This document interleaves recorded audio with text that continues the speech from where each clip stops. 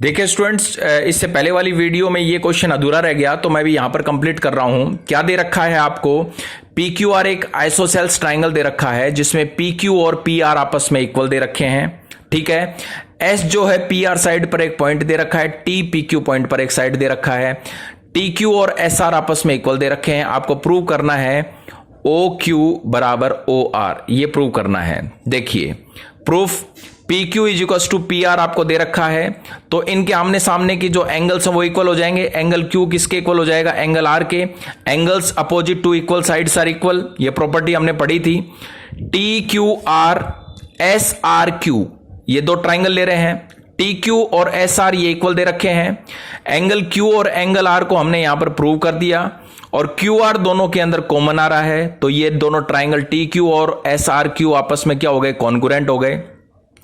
तो इससे Q T are और आर एस क्यू ये वाले जो एंगल्स हैं ये आपस में क्या आ गए? इक्वल आ गए बाय सिंप्लिसिटी। ठीक है, अब हम ओ टी क्यू और ओ एस आर इन दोनों ट्राइंगल्स को लेकर चल रहे हैं। तो T O Q S O R ये वाले दोनों एंगल्स वर्टिकली अपोजिट एंगल्स हैं, वी ओ ए लिख दिया मैंने। Q T R Q T R, तो क्यू टी आर ये वाला एंगल और ये वाला एंगल क्यू टी ओ कर दो इसको, और इसको आप कर दो आर एस ओ, ये वाला एंगल। ये एंगल और ये एंगल हमने यहां पर प्रूव किए तो इक्वल आ गए। और टी क्यू और एस आर आपस में क्या है? इक्वल है, ये गिवन दे रखा है। तो टी ओ क्यू और एस ओ आर ये दोनों ट्राइंगल्स आपस में क्या हो गए? कॉन्ग्रुएंट हो गए, ए ए एस। तो इससे क्या हो गया बेटा? O Q, so O Q is equal to O R by simplicity, simplicity से आपस में क्या हो गए? इक्वल आ गए। ठीक है, नेक्स्ट क्वेश्चन देखिए, आपको क्या दे रखा है, ध्यान से देखिए। In the given figure P Q और पी आर आपस में इक्वल दे रखे हैं। एस टी जो है वो क्यू आर के पैरेलल दे रखा है। आपको यह बताना है P S T is an isosceles triangle. To prove triangle PST is an isosceles triangle, ये प्रूव करना है। Proof, PQ is equal to PR, it is given, ये दे रखा है। तो इसका मतलब एंगल Q और एंगल R ये दोनों एंगल्स आपस में क्या हो जाएंगे? इक्वल। क्यों? Angles opposite to equal sides are equal, equal हो गए।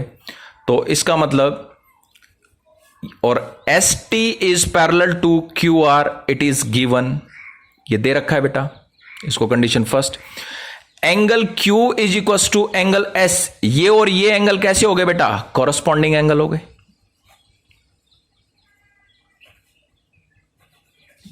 Condition second, angle R is equal to angle T, condition third, ये भी कैसा हो गया बेटा? कॉरस्पॉन्डिंग एंगल, ये एंगल और ये भी कॉरस्पॉन्डिंग एंगल हो गया। ठीक है, but angle Q is equal to angle R, angle Q और एंगल आर अगर आपस में इक्वल है सो एंगल एस और एंगल टी भी आपस में बराबर हो जाएंगे। तो एंगल एस और एंगल टी आपस में बराबर आ गए तो इसका मतलब पी एस और पी टी भी आपस में बराबर आ जाएंगे। Opposite sides opposite to equal angles are equal. ठीक है, so triangle P S T is an isosceles triangle. दो साइड्स इक्वल आ गई तो कैसा ट्राइंगल बन गया? आइसोसेल्स ट्राइंगल बन गया। ठीक है, अब देखिए इस फिगर के अंदर, इन द गिवन फिगर, ये फिगर दे रखा है ए बी सी डी एक स्क्वायर है, पी एक मिड पॉइंट दे रखा है बी के ऊपर, ये ए बी ए डी है बेटा। क्वेश्चन के अंदर ए डी कर लेना, जो क्वेश्चन है आपकी बुक के अंदर उसमें डी कर लेना। बी पी, तो इसमें भी क्या करना? डीपी, बीपी और सीपी, बीपी और सीपी को ज्वाइन किया गया है। आपको क्या प्रूव करना है? PBC, ये एंगल और ये एंगल आपस में इक्वल प्रूव करने हैं। To prove angle PBC is equal to angle PCB, ये प्रूव करना है। Proof in triangle PDC and triangle PAB, PDC PAB इनके अंदर बात करते हैं तो DC बराबर AB, DC और AB आपस में बराबर है। क्यों? Because ABCD is a square, ABCD क्या दे रखा है? स्क्वायर दे रखा है। ठीक है। एंगल CDP बराबर एंगल BAP, ये एंगल और ये एंगल 90 डिग्री के हो जाएंगे, ईच 90 डिग्री। क्यों? क्योंकि स्क्वायर के चारों एंगल्स कितने कितने डिग्री के होते हैं? 90 डिग्री के। ठीक है। और DP बराबर किसके आ गया बेटा? AP के बराबर, because P is the mid point of AD, ये आ गया। Therefore triangle PDC is congruent to triangle PAB by SAS congruency rule, ये आ गया।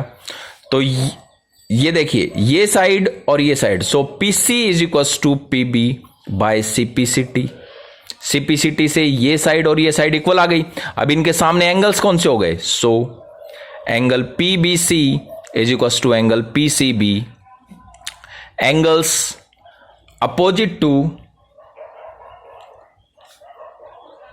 Equal sides are equal. यही इसके अंदर हमें क्या करना था? प्रूव करना था। ठीक है, यही हमें इसके अंदर क्या करना था बेटा? प्रूव करना था।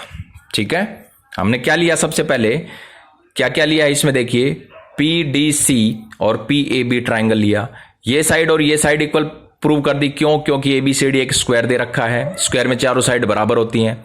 ये एंगल और ये एंगल इक्वल प्रूव कर दिए, ईच 90 डिग्री, क्योंकि स्क्वायर के चारों एंगल्स 90 डिग्री के होते हैं। DP और AP आपस में इक्वल कर दिए, बिकॉज P जो है वो मिड पॉइंट है। तो इससे क्या हो गया? PDC और PAB कॉन्ग्रुएंट हो गए, और PC और PB बाय CPCT से हमने इक्वल कर दिए। तो ये दोनों साइड इक्वल आ गई, तो ये दोनों एंगल्स आपस में क्या आ जाएंगे? इक्वल आ जाएंगे। ठीक है। अब आते हैं क्वेश्चन नंबर 8 में। In triangle